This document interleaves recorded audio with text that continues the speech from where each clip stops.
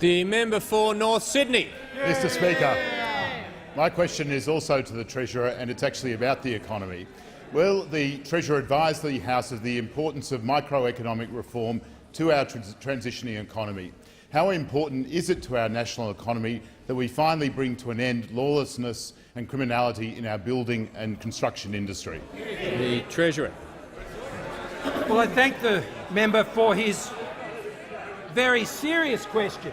Very serious question on the economy. It's good to have important questions on the economy from the member for North Sydney. Mr Speaker, today the National Australia Bank Quarterly Business Survey, in response to the results in that survey, Alan Oster, the chief economist there, said the improvement in the non-mining economy remained well entrenched, while the outlook was generally positively as well. And it says it certainly seems like they, business, are remaining quite upbeat about the outlook, which suggests good things for the labour market and future investment. The transition in our economy is taking place, Mr Speaker. Australians are making that, and Australian businesses are making that happen every single day. But as a government, we need to do the things that backs them in to ensure that that transition continues. And microeconomic reform is critical to that task. That's why we brought down our response to the Harper Review with the sorts of reforms that previously, under those types of policies, improved GDP by 2.5% on their predecessor reforms following the Hilmer report, Mr Speaker.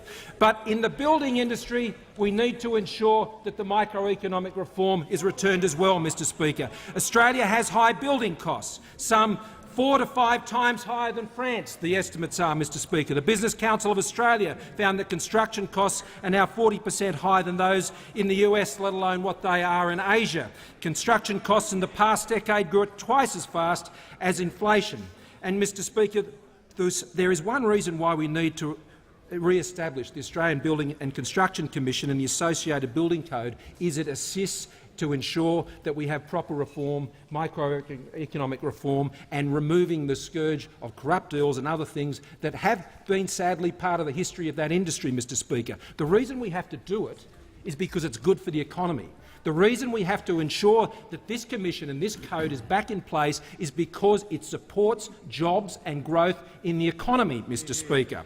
Now, the building code and the infrastructure that was built when it was in place, Mr Speaker, ensured that in Victoria, for example, the Box Hill Hospital was delivered on time at no extra costs. In fact, was delivered ahead of schedule. But more importantly, Mr Speaker, prior to the creation of the ABC, prior to its creation, the average number of working days lost to industrial disputes in the construction industry was 5 times the rate in other industries. Once it was established, that rate fell to just twice. So from 5 times down to just twice, Mr Speaker. Now, is it no surprise then, when it was removed by those opposite, that it went up to 4 times? 4 times the average days lost as a result. And it's no surprise then that when the CFMEU wrote to the opposition leader and he asked them only one question, will you abolish the ABCC? It took him only 3 days to give him a yes. Gee, they must have been hanging out for that one, Bill.